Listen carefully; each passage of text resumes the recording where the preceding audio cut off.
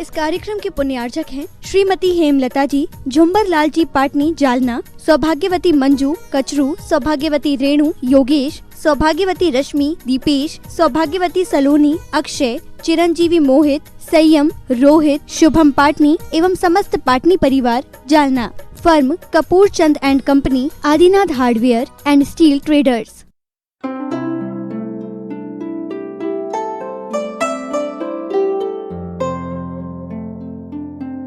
ओम नमः सिद्धेभ्यः।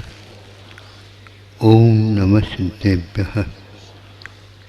अहिंसा परमो धर्म की आचार्य गुरुवर से कुंद कुंद भगवान की, आचार्य गुरुवर से ज्ञान सागर मुनि महाराज की,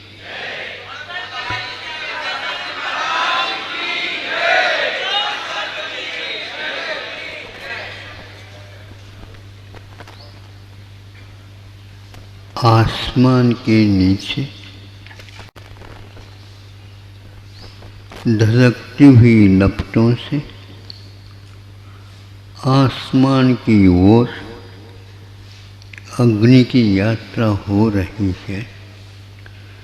ईंधन जितने डाले जा रहे हैं वो सारे के सारे राख खाक होते जा रहे हैं। सब जगह तापमान बढ़ता जा रहा है, किंतु ये सब कुछ हो रहा है नीचे। आसमान में किसी प्रकार से आग नहीं है। आसमान क्यों नहीं जला? तो आचार्य कहते हैं जिसके पास कुछ भी नहीं हो तो जलेगा क्या?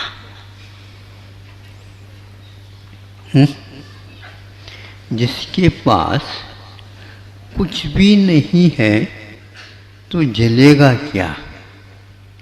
और कुछ भी रखना नहीं चाहता, फिर जलन कहाँ से आएगी? और जो था उसको उन्होंने बुद्धिपूर्वक छोड़ दिया है, तो फिर उस ओर दृष्टि रख करके पुनः उसको देखने में आनंद ही क्या? किंतु ये सब आप लोगों को छोड़ करके किसी एक विशेष व्यक्तित्व के बारे में ही सोचा जा सकता। आप तो कुछ नहीं है तो भी हाथ मलते रहते हैं। क्यों? मुझे नहीं मिला कुछ भी, कोई बाधा नहीं, लेकिन दूसरे अड़ोस पड़ोस को क्यों मिला, यह सहन नहीं हो रहा है। ऐसे यहाँ पर भी स्वर्गों में जाने के उपरांत यह धधकती आग और ज़्यादा होती है। यहाँ पर कहीं भी जाकर के छुप जाएं तो कुछ शांति तो मिल सकती है, लेकिन स्वर्गों में भी ये आग कैसी होती है? तो सारे चारों तरफ से वैभव को देख करके वह भीतर ही भीतर सोचता रहता है, घटिया माल हमारे क्यों पास, ये बढ़िया से बढ़िया इनको क्यों? यह जलन उसके मन में रहता है। हम ये पूछना चाहते हैं, मन में ईंधन कितना है? वो जल ही रहा है। कब से जल रहा है? जब भी पूछते हैं तब तक वह जलन है। गर्मी में भी ज्वलन है, ठंड में भी ज्वलन है, अकेले में भी ज्वलन है, और बहुतों के साथ बैठने के बाद भी जलन है। किंतु सभी देवों में इस प्रकार जलन क्यों नहीं है? तो आचार्य उत्तर देते हैं, यह अनादिकालीन जलन को शांत करने के लिए तो धर्म की आराधना की जा रही है। इसलिए है क्या मामला?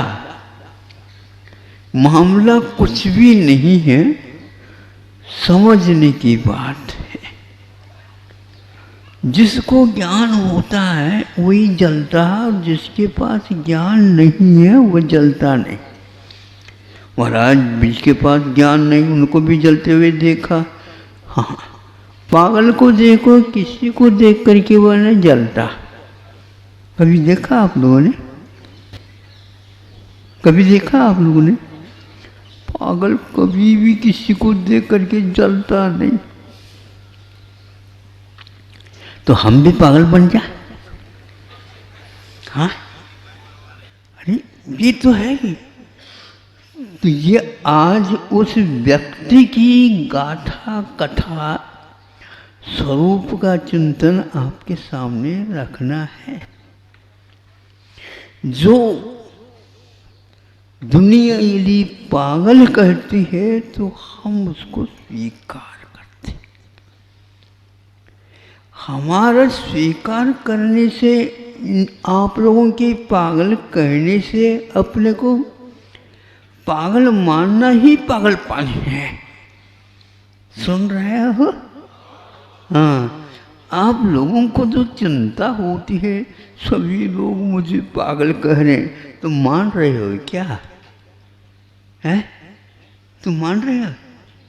तो फिर चिंता क्यों करते हो? दुनिया को तो कह रही है, और कह रही है तो कुछ होगा तो सही, प्रभाव तो पड़ेगा। प्रभाव काय का पड़ेगा? कोई भी पागल आकर के आपको कहने लग जाए तुम कब पागल हो गए, उत्तर दोगे क्या? हम पागल नहीं। ये उत्तर देना ही पागलपन है। ये उत्तर देना ही पागलपन है। इस प्रकार यदि उत्तर आप देते रहोगे कभी दुनिया को निरुत्तर कर ही नहीं पाओगे। पहले आंख मीच करके बंद करके चलना सीखो। दुनिया मुझे देख रही है कि नहीं देख रही से कोई मतलब नहीं। दुनिया को कुछ दिखाना चाहते हो तो ये बात अलग है। सही बताओ, कौन ऐसा व्यक्ति है अपनी बहुत अच्छी चीज है वो नहीं दिखाना चाहता? नहीं दिखाते हुए भी उसको किसी ने नहीं निगाह की, अरे अच्छी चीज नहीं इसलिए निगाह नहीं हुई, अच्छी और खरीद लो, इसी चक्कर में हुआ है। दूसरे को संतुष्ट करने के लिए जो कार्य करता वह तीन काल में अकिंचन बन ही नहीं सकता। ये एक ऐसा, ये आकाश का उदाहरण इसलिए हमने दिया, न किंचन अपि वर्तते यत्र इति अकिंचन, अकिंचनस्य भावो आकिंचन्यम। जिसके पास कुछ भी नहीं है उसको अकिंचन बोलते हैं। जिसको या तो भिखारी कहो या दरिद्र कहो या गरीब से गरीब कहो तो कोई अन्य उक्ति नहीं। सब कुछ नाटक ऐसे आसमान के नीचे होते हुए भी न ही ऊपर से कोई तालियां दे सुनने को मिल रही है और न ही कोई आलोचना। ये कौन सी विशालता है? छोड़ दो, आसमान को तो छोड़ दो, धरती को तो ले ना। इस धरती के ऊपर सब कुछ नाटक हो रहा है, लेकिन धरती में आज तक एक्शन, क्रिया और प्रतिक्रिया से शून्य हो करके वो कुछ भी नहीं कह रही है। क्योंकि यहाँ पर इस प्रकार के नाटक रंग मंच पर होते ही रहते हैं, भिन्न भिन्न पात्र आते ही रहते हैं और सब अपनी अपनी करामत दिखा के चले गए हैं। अपनी अपनी करामत का अर्थ क्या होता है? अपना अच्छे से अच्छे, अच्छे से अच्छे, क्या अच्छे से अच्छे? अब देखते चलो बाजार में एक से एक दुकान है। अब जब एक से एक दुकान है तो आपका तो दूसरा नंबर में ही आएगा। एक से एक क्या है? दुकानदारों में भी ये स्पर्धा या तुलना होती है, ऐसा सुनने में आया है। हर एक दुकानदार अपनी दुकान को, जैसे फोटो निकालते समय आप लोग सामने सामने आकर के बैठने का पुरुषार्थ करते हैं ताकि हम रह न जाए सामूहिक फोटो में। लेकिन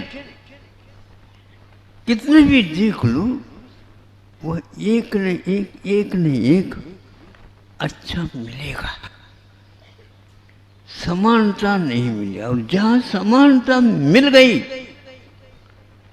समझ लो ये भूख समाप्त हो गई।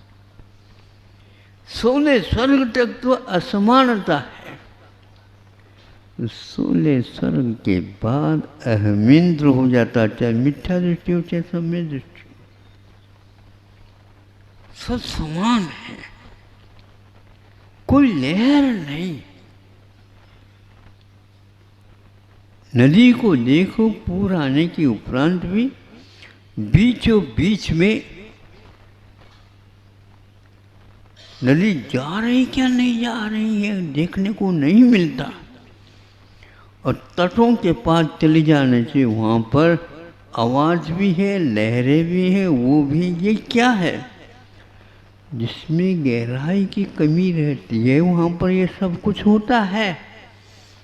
और जहाँ गहराई आ जाती है शांत होता चला जाता है, क्योंकि यह तो क्षणिक भाव है, कोई उसमें आनंद मनोरंजन आदि कुछ भी नहीं। जैसे जैसे वृद्धत्व आता चला जाता है वैसे वैसे मनोरंजन में कमी आती जाती है, ऐसा हमने सुना है। क्यों भैया, जो वृद्धत्व का अनुभव कर रहे हैं वो कुछ बता दो। महाराज ऐसा कोई नियम नहीं है, तृष्णा न जीना वही में वो जीर्णा। क्योंकि तृष्णा यदि जीर्ण शीर्ण नहीं हुई है तो वह यहाँ पर भले ही नहीं कर रहा हो मनोरंजन की बात, किंतु अगले भाव में इससे भी अच्छा मिले ऐसा भाव करता रहता। वृद्धावस्था में लगभग निदान इसको सताता है, जवानी में नहीं। अब वृद्धावस्था में आयु का बंध हो गया मान लो, तो फिर उसको उस निदान का फल मिलेगा। लेकिन ध्यान रहे, जितनी कुव्वत है उससे कम मांगेंगे तो उससे कम तो मिल सकते, ज़्यादा नहीं मिल सकते। आप बैलेंस बैंक में रखोगे उसी के नीचे से मिलेगी आपको, ऊपर नहीं मिलेगी। मिलेगी नहीं, क्योंकि आपने जितना उसमें डाला है उसी में से हम अब आपको ब्याज तो देंगे, लेकिन अपने नियम के अनुसार एक काम, ऊपर आप मांगोगे नहीं। उसी प्रकार निदान का भी है, ध्यान रखना। घाटे का सौदा है निदान, सबसे ज़्यादा घाटे का सौदा। किंतु निदान यदि नहीं करते हैं तो आपकी तपस्या का फल क्या है आपको भी ज्ञात नहीं है, जिसके द्वारा मुक्ति की उपलब्धि हो सकती है। उसके लिए स्वर्गों की आकांक्षा क्या वस्तु। ऊपर ऊपर जो जाते हैं, सीटें बने हुए हैं, वहाँ पर केवल आकिंचन धर्म के अनुभव करने वाले ही ऊपर जाते हैं। सागरोपम आयु तक उनको जो सुख मिलता है वह संसार में कहीं भी सुख नहीं होता। फिर वो नीचे उतर करके आएंगे, फिर भी लोभ लालच इत्यादि से दूर है, तो यहाँ पर भी वही मिलेगी। लेकिन ध्यान रखो, वह पूर्ण संस्कार और उन्होंने निदान रहित तप किया था, इसलिए उस पुण्य का संचय से उन्हें वही मार्ग पुनः मिलता है जो वह चाहता है, और निश्चित रूप से वह यहाँ से निवृत्त हो जाता है। इसलिए आकिंचन धर्म का अनुभव करने वाला व्यक्ति एक कार्य मिल जाता है। कुंड स्वामी ने एक स्थान पर कहा है, उत्पन्नोदय भोगे वियोग बुद्धि जससो नित्यम कंखा मुनागलस्य उदयस्य न कुवदे नानि। जो उपभोग प्राप्त है उनके प्रति भी किसी की भी लोभ लालच रुझान नहीं है, वह व्यक्ति भविष्य के बारे में क्या सोचेगा, और स्मृति जो अतीत में होगा उसको क्यों याद करेगा। उभयमपि न कंखलिकया, किसी की भी वह आकांक्षा नहीं कर सकता। अच्छे ढंग से समझने के उपरांत पुनः उस ओर जाने की, देखने की इच्छा नहीं होती। अधूरा अनुभव हो, संशय के साथ या आकुलता के साथ हो, उसके बारे में मैं कहता नहीं। अथवा संस्कार कहीं उदय को प्राप्त होता हो, उस समय भी इस प्रकार नहीं घटती हुई भी वह होनहार घट जाती है। अब आपको इस धर्म के बारे में सोचना है। इसको दैनिक रूप में दरिद्र व्रत कहा है। मतलब मैं दरिद्र बनूं, श्रीमान होकर के भी ये व्रत अंगीकार किया जाता है।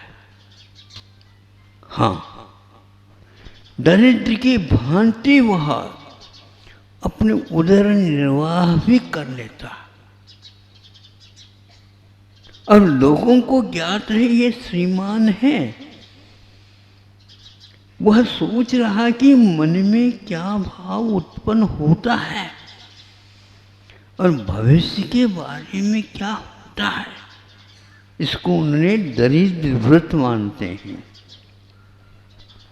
नारायण होकर के दरिद्र नारायण बनने का भाव का नाम यूं कहना चाहिए,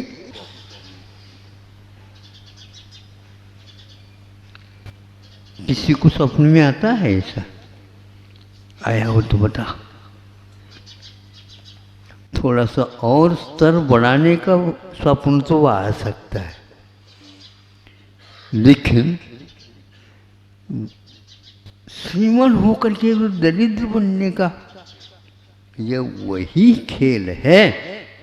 ऐसे चक्रवर्ती और तीर्थंकर भी जा करके यूं आप लोगों के आंगन में जा करके और दोनों हाथ यूं अंजलि मान करके और यूं सामने करते हैं।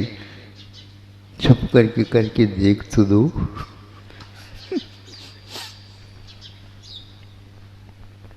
मन में थोड़ा भी भाव उत्पन्न नहीं होता।